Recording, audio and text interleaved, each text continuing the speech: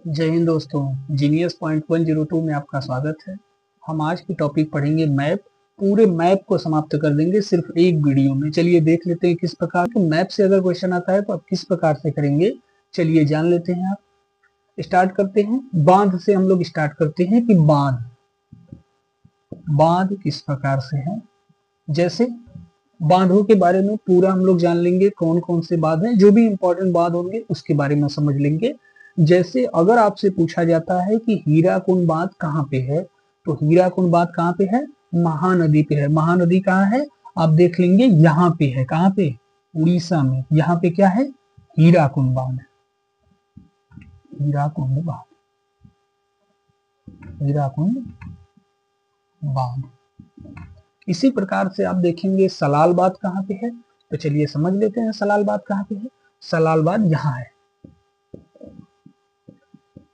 सलाल बांध ये कौन सी नदी पे है? चिनाब नदी पे। कौन सी नदी पे? चिनाब। हीराकुंड बांध कौन सी नदी पे है? महानदी पर है। सलाल बांध कौन सी नदी पे है? चिनाब नदी पे है। इसी प्रकार से आगे हम लोग जान लेंगे टिहरी बांध कहाँ पे है, तो चलिए समझ लेते हैं कि टिहरी बांध कहाँ पे है। गंगा नदी पर। गंगा नदी।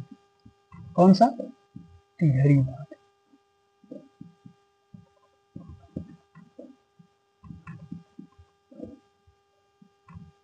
ठीक है ना। टिहरी बांध परियोजना। नागार्जुन सागर बांध कहाँ पे है? कृष्णा नदी पर। यहाँ पे कृष्णा, नागार्जुन।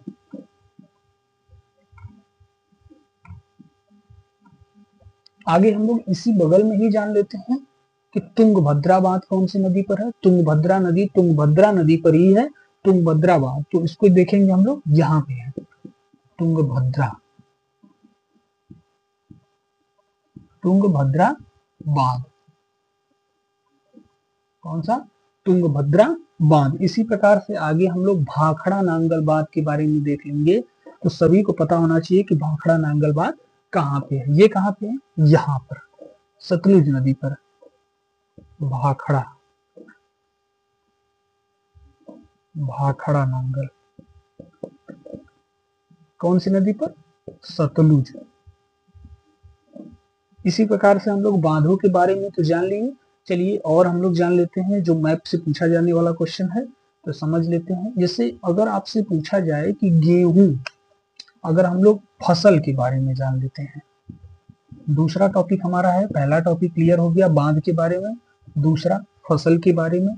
तो फसलें, जो मुख्य फसलें हैं वो कहाँ कहाँ पाई जाती हैं, चलिए समझ लेते हैं। अगर आपसे कभी पूछा जाए कि गेहूं, गेहूं सबसे अधिक कहाँ पाया जाता है, तो चलिए समझ लेते हैं वो कौन सी जगह है। गेहूं के लिए यूपी या फिर पंजाब। कौन सी? गेहूं के लिए, गेहूं आप यूपी में जाइए चाहे पंजाब में। पंजाब में सबसे अधिक होता है, यूपी में भी सबसे अधिक होता है। तो पंजाब करिए, यूपी करिए, ठीक है। गेहूं के लिए। अगर आपसे चावल के लिए पूछ लिया जाता है तो आप क्या करेंगे? चावल के लिए आप क्या करेंगे? चावल के लिए आप पश्चिम बंगाल। चावल कहाँ? पश्चिम बंगाल। ट्रिक को देखते रहिएगा, आप पॉइंट को देखते रहिएगा कि पॉइंट हम कहाँ पे लगा रहे हैं, ठीक है। इसी प्रकार से अगर हम लोग कॉफी की बात कर लेते हैं कि कॉफी कहाँ पे उत्पादन होती है सबसे अधिक, चलिए जान लेते हैं। कॉफी के बारे में अगर जानना है तो यहाँ पे कर्नाटक में, ठीक है। क से कर्नाटक, क से कॉफी, इस प्रकार से भी आप याद रख सकते हैं। कॉफी कहाँ पे? कर्नाटक में। कहाँ पे? कर्नाटक में। इसी प्रकार से अगर हमको जानना है कि चाय, चाय के बारे में जानना है तो चाय के लिए आप असम जाइए, पश्चिम बंगाल जाइए, दोनों जगह अच्छी चाय पाई जाती है। तो अब पश्चिम बंगाल को हम ऑलरेडी कर चुके हैं, तो असम को भी कर लेते हैं। चाय, ठीक है। चाय के अगर क्षेत्र पूछा जाएगा तो आप जाएंगे यहाँ पे। अब पश्चिम बंगाल भी लगा सकते हैं, ठीक है, क्योंकि क्या होता है कई राज्यों में एक फसल उगाई जा सकती है, पर हम यहाँ पे अच्छी किस्मों की फसलों के बारे में जान रहे हैं कि ज्यादा कहाँ पे होता है। तो चाय क्या होता है, पश्चिम बंगाल में भी ज्यादा होता है, उसके बाद असम। तो दोनों राज्यों को आप कर सकते हैं, कोई दिक्कत नहीं है। इसी प्रकार से अगर हमें गन्ना जानना है, गन्ना सबसे अधिक कहाँ होता है, तो उसके लिए आपको कहाँ जाना पड़ेगा, यूपी। यूपी के लिए, गन्ना के लिए यूपी क्या है, फेमस है। गेहूं, गन्ना इन सब के लिए फेमस है। चलिए आगे हम लोग जान लेते हैं कपास के लिए। कपास की अगर आपको जानना है तो उसके लिए आप कहाँ जाइए, महाराष्ट्र जाइए। महाराष्ट्र,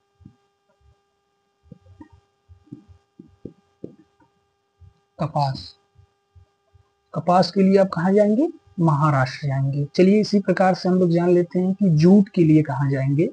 तो जूट के लिए हमें कहाँ जाना पड़ेगा, पश्चिम बंगाल। जूट सबसे अधिक कहाँ होता है, निकाला जाता है या फिर उत्पादन होता है, उसके बारे में समझ लेते हैं। तो ये भी क्या है, जूट। जूट ये कहाँ पे होता है, पश्चिम बंगाल में सबसे अधिक होता है। चलिए हम लोग अब समझ गए कि, तो अगला हमारा टॉपिक है, अच्छा एक और चीजें हैं, मूंगफली। मूंगफली के लिए अगर प्रश्न, कभी कभी प्रश्न आ जाता है कि मूंगफली सबसे अधिक कहाँ होती है, तो उसके बारे में जानते रहिए, गुजरात में मूंगफली।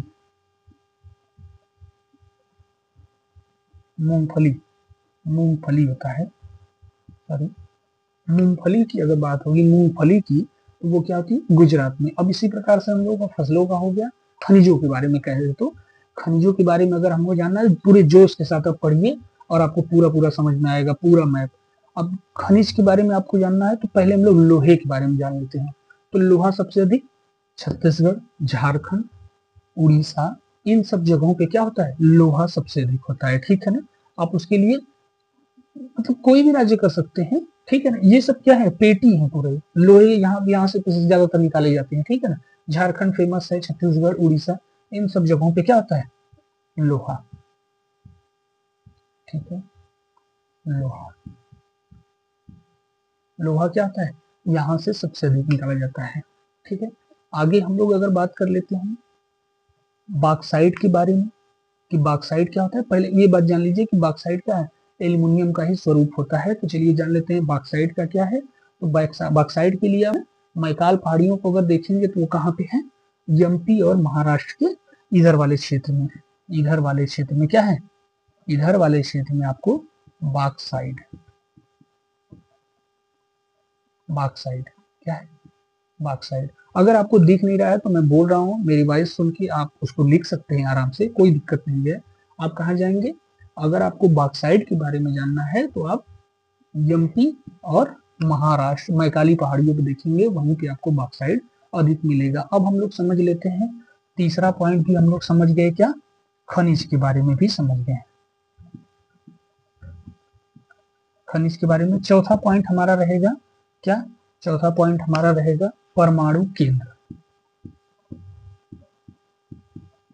परमाणु केंद्र, अच्छा एक टॉपिक और हम इसमें खनिज में छोड़ दिए हैं, तेल शोधन से आता है प्रश्न कि तेल शोधन केंद्र कहाँ पे है। तो उसके बारे में आप जान जाइए कि तेल शोधन केंद्र कहाँ पे है। तो पहले जान के तेल कहाँ कहाँ पे साफ किया जाता है, प्यूरिफाई कहाँ कहाँ पे किया जाता है। तो उसके लिए बरौनी आप जाइए, ठीक है ना, बरौनी जाएंगे, जामनगर जाएंगे, मथुरा जाएंगे।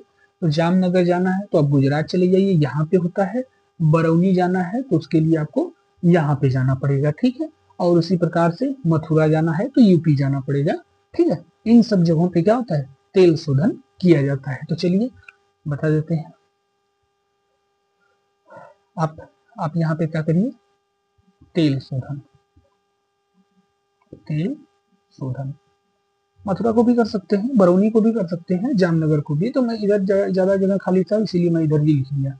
चलिए आगे हम लोग जानते हैं कि सूती वस्त्र उद्योग या फिर सूती वस्त्र का भंडार या फिर उद्योग कहाँ पे होता है। तो चलिए आपको पहले ही हमने बताया कि कपास, देखिए ये बातें आप जानते रहिए कि कपास जहाँ पे अधिक निकाला जाएगा या फिर कपास जहाँ पे अधिक पाया जाएगा, सूती वस्त्र भी वहीं पे बनाया जाएगा। जहाँ पे कच्चे माल पाए जाते हैं उसके आसपास में ही फैक्ट्री ज्यादातर स्थापित होती है, ठीक है। तो ये आपको पता होना चाहिए। इसके लिए आपको क्या करना पड़ेगा, ये देखिए कपास है, बस आप समझ जाइए मुंबई में क्या है, सूरत, मुंबई, इन सब जगहों पे सूती वस्त्र का क्या है, कंपनी स्थापित की गई है। सूती वस्त्र का उद्योग वहीं पे होता है, ठीक है ना। तो आप उसके लिए क्या करेंगे, गुजरात, उसके बाद महाराष्ट्र, इन सब जगहों पे क्या होता है, सूती वस्त्र। सूती वस्त्र।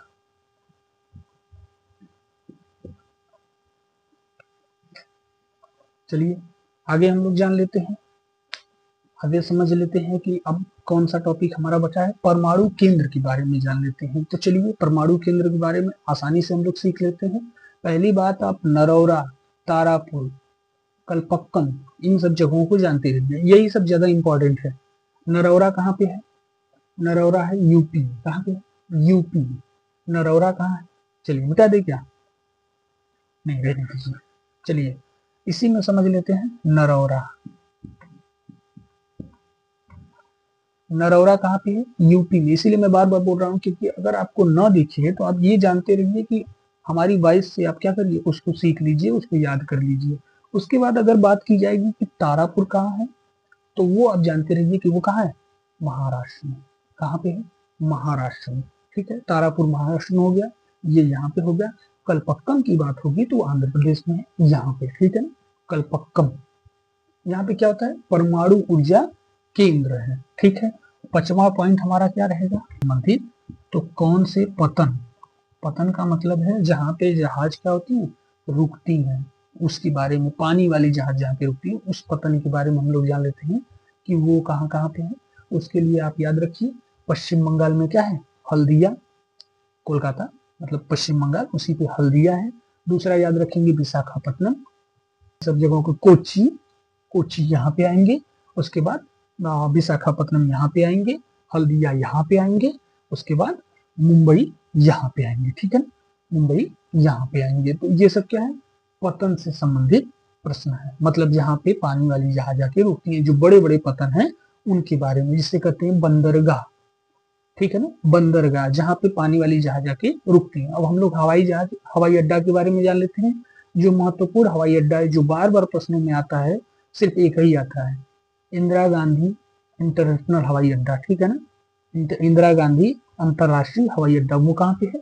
दिल्ली में है। आप देखिए यहाँ पे छोटा सा, यहाँ पे क्या है? इंदिरा गांधी अंतरराष्ट्रीय हवाई अड्डा। तो क्या है? दिल्ली में है। तो ठीक है, आप जान जाइए यहाँ पे क्या है? इंदिरा गांधी, इंदिरा गांधी अंतरराष्ट्रीय, अंतरराष्ट्रीय। ठीक है, आप लिख लीजिए पूरा, अंतरराष्ट्रीय हवाई अड्डा इसी प्रकार से होगा, अंतरराष्ट्रीय हवाई अड्डा।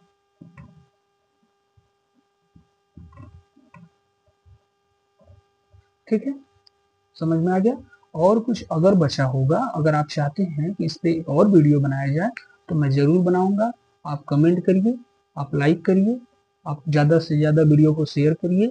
मैं अगला पार्ट इसके लिए जरूर लेकर आऊंगा। आप स्क्रीनशॉट लेना चाहें तो ले सकते हैं, मैं साइड हो गया। चलिए एक और हमने पॉइंट भूल गए हैं, स्क्रीनशॉट आपने ले लिया, एक और पॉइंट हम भूल गए हैं। चलिए अब कोई बात नहीं, अब तो हम बता ही देते हैं। मिट्टियों के बारे में अगर आपको जानना है कि कौन सी मिट्टी कहाँ पर पाई जाती है, ये हमारा अगला अगला हमारा क्या होगा? मिट्टी। मिट्टी से संबंधित अगर आपसे प्रश्न आते हैं, कभी कभी परीक्षा में पूछ लिया जाता है कौन सी मिट्टी कहाँ पाई जाती है, तो मैं उसके बारे में बात कर लेता हूँ। मिट्टियों के बारे में अगर बात करेंगे, अगर जलोढ़ मिट्टी की बात करेंगे, अगर जलोढ़ मिट्टी की बात करेंगे तो वो क्या है? जलोढ़ मिट्टी वही सब जगहों पे पाई जाती है जहाँ पे क्या हो, अधिक से अधिक नदी हो। नदियों के किनारे आसपास के क्षेत्रों में क्या होता है? जलोढ़ मिट्टी पाई जाती है। तो कहाँ कहाँ पे पाई जाएंगी, चलिए समझ लेंगे। जलोढ़ मिट्टी के लिए आप यूपी, बिहार, गुजरात, ठीक है ना, ये मध्य प्रदेश का कुछ भाग, इन सब जगहों पे, मतलब इन सब जगहों पे, ये वाला जो मैं सर्कल बना रहा हूँ, चलिए बना ही देते हैं। इन सब जगहों पे क्या होता है? जलोढ़ मिट्टी अधिक पाई जाती है। अब वैसे ही बात कर लेंगे, ये क्या है? ये पूरा जलोढ़। चलिए जलोढ़ मिट्टी के लिए ये है। आगे हम लोग बात कर लेंगे मरुस्थलीय मिट्टी कहाँ पे पाई जाती है। मरुस्थलीय मिट्टी कहाँ पे पाई जाती है? राजस्थान के क्षेत्र में, सिर्फ यहीं पे क्या होती है? मरुस्थली। मरुस्थलीय मिट्टी कहाँ पे पाई जाती है? राजस्थान में। अब काली मिट्टी से अगर प्रश्न आ गया तो चलिए कोई बात नहीं, आप इधर वाले क्षेत्र में समझ जाइए, ये जो महाराष्ट्र का है, क्योंकि देखिए काली मिट्टी ना वहीं पे पाई जाएगी जहाँ पे क्या हो? पठारी भाग हो, ठीक है ना, जहाँ पे आग्नेय शैलों का निर्माण हो वही वाले क्षेत्रों में। इसीलिए क्या है, काली मिट्टी में कपास अधिक पाया जाता है, कपास के लिए उपयुक्त होता है वो मिट्टी। तो आप समझिए ये वाला जो क्षेत्र है, ये वाला जो क्षेत्र है ज्यादातर ये क्या होता है, काली मिट्टी अधिक यहाँ पे पाई जाती है। और अगर इसी प्रकार से हम लोग और मिट्टियों के बारे में जान लें, जैसे कौन सी मिट्टी के बारे में जाना था, लाल या पीली मिट्टी, वो भी इसी वाले क्षेत्र में पाई जाती है। और अगर जलोढ़ मिट्टी की और बात कर ले तो इधर तक पर्वतीय मिट्टी कभी कभी पूछा जाता है, पर्वत वाले ये क्षेत्र हैं, पर्वत वाले इधर वाले क्षेत्र हैं, पर्वत वाले इधर वाले क्षेत्र हैं। तो ये वाले क्षेत्रों में क्या होता है, पर्वतीय मिट्टी पाई जाती है। बेसिकली यही सब क्वेश्चन आते हैं। और कुछ अगर बहुत सारी लेटराइट मिट्टी भी है यहाँ पे, लेकिन उससे क्वेश्चन आते नहीं है। लेटराइट मिट्टी के जानिए, ये जो किनारे किनारे एरिया इधर पाए जाएंगे, इधर थोड़ा थोड़ा, तो इससे प्रश्न नहीं आते, इसलिए मैं इसको नहीं बता रहा हूँ। ठीक है, मेरा ये मानना है। एक बातें और सुन लीजिए, आज के वीडियो में बता देना चाहता हूँ, कुछ न करने से अच्छा है कुछ कर लिया जाए, क्या पता कुछ हो ही जाए। मेरा यही मानना है, कुछ न करने से अच्छा है कुछ कर लिया जाए, क्या पता कुछ हो ही जाए।